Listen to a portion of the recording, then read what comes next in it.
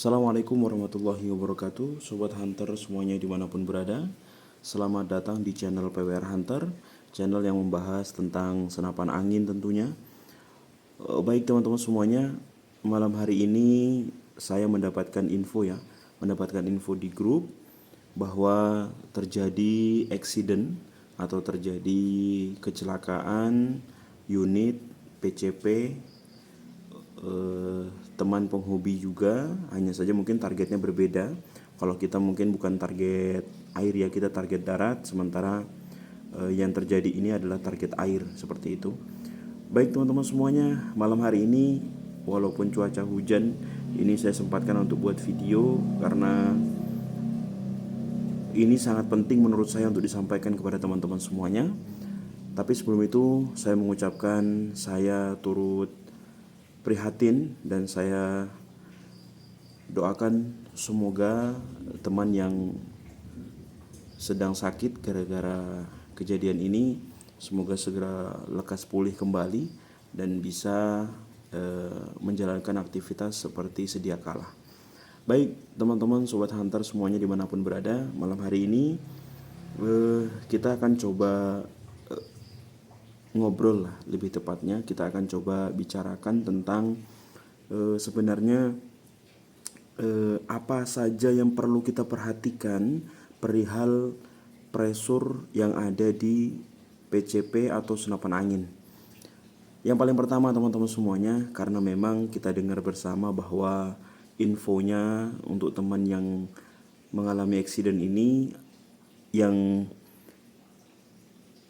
meletus atau yang terjadi accident itu di bagian pipa ya, karena memang mungkin konstruksinya dan lain sebagainya kurang memadai seperti itu.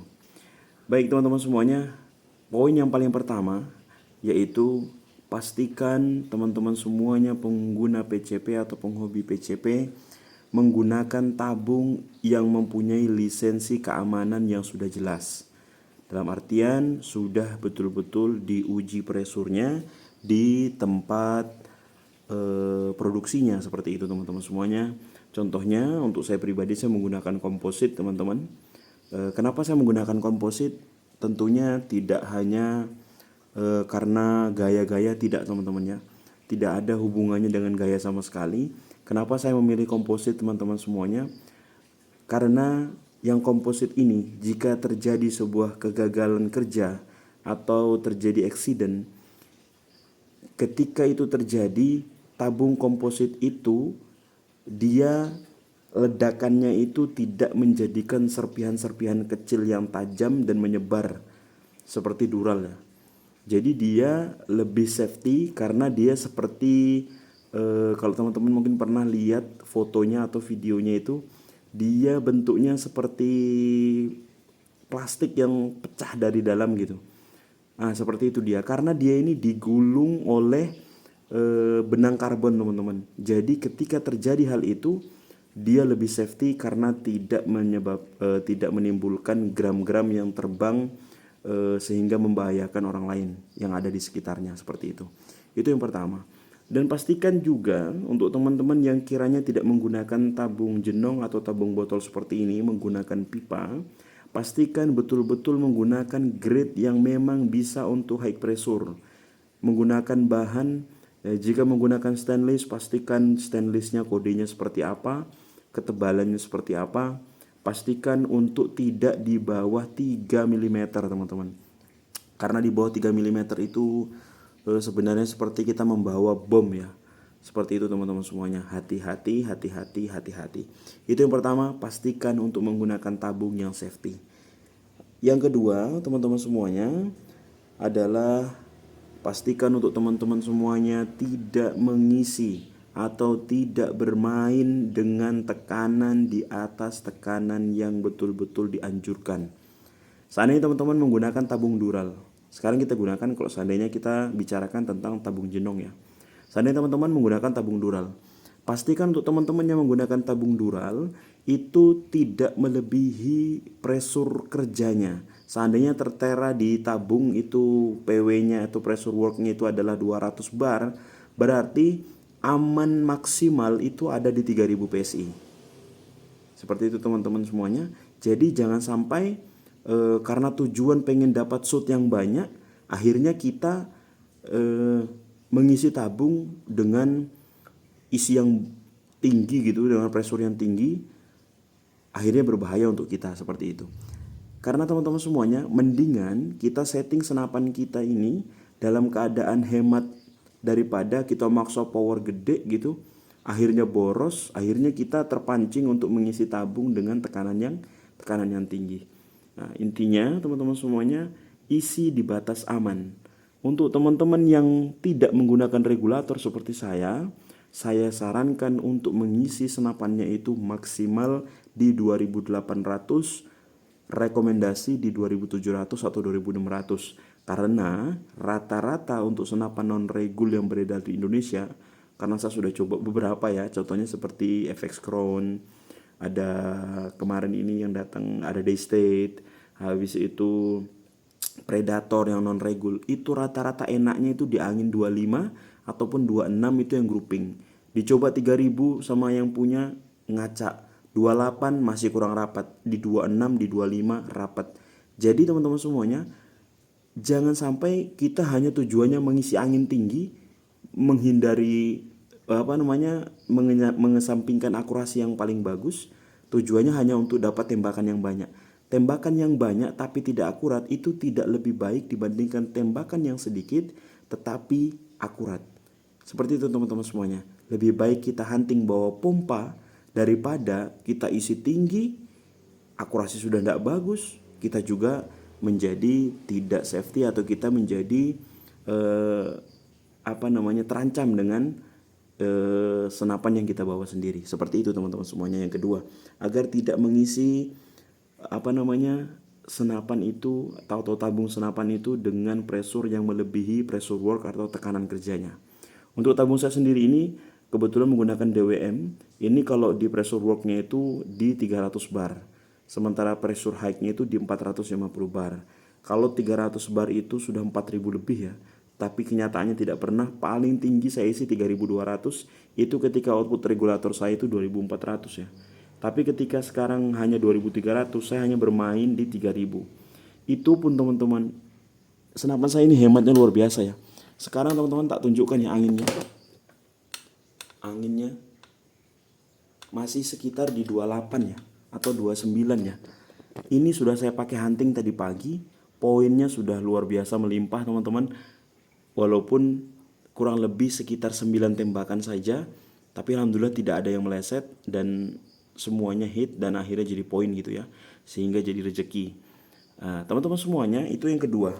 Selanjutnya yang ketiga, selalu pastikan untuk teman-teman pengguna scuba ataupun pengguna kompresor untuk tidak mengisi tabung dalam satu langkah panjang.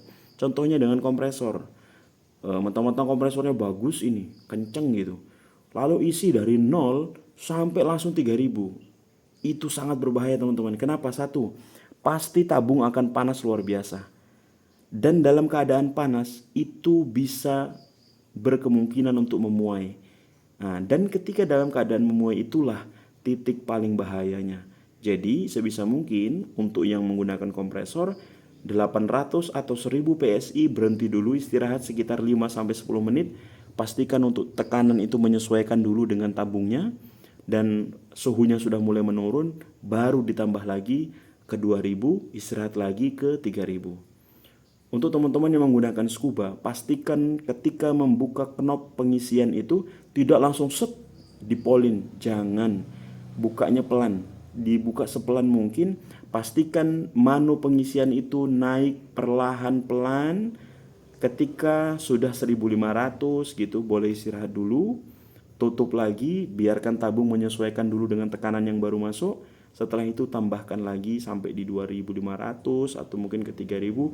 Tapi ingat, tetap dengan bukaan knob yang pelan atau smooth supaya pengisian masuknya juga tidak menghentak. Seperti itu teman-teman semuanya ya.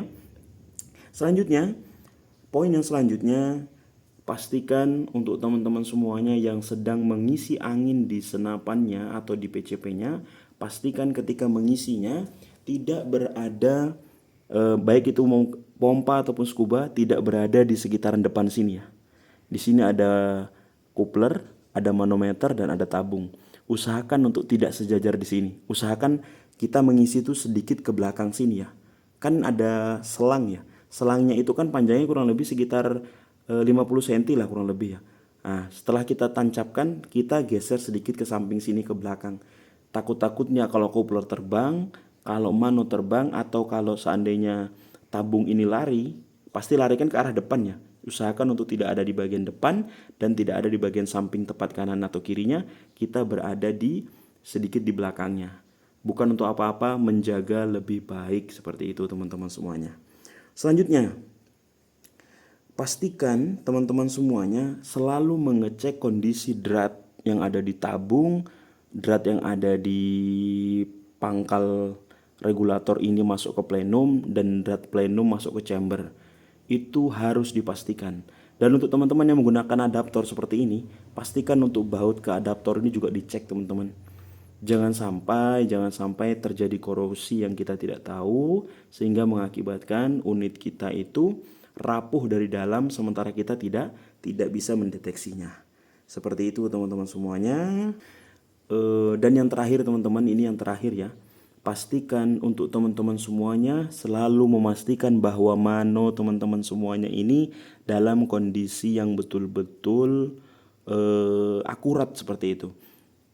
Jangan sampai teman-teman pakai mano error. Contohnya kalau manonya errornya lebih tinggi, tidak ada masalah. Seandainya teman-teman ngira anginnya sudah 3000 gitu kan, ternyata anginnya baru 27, itu masih mendingan teman-teman.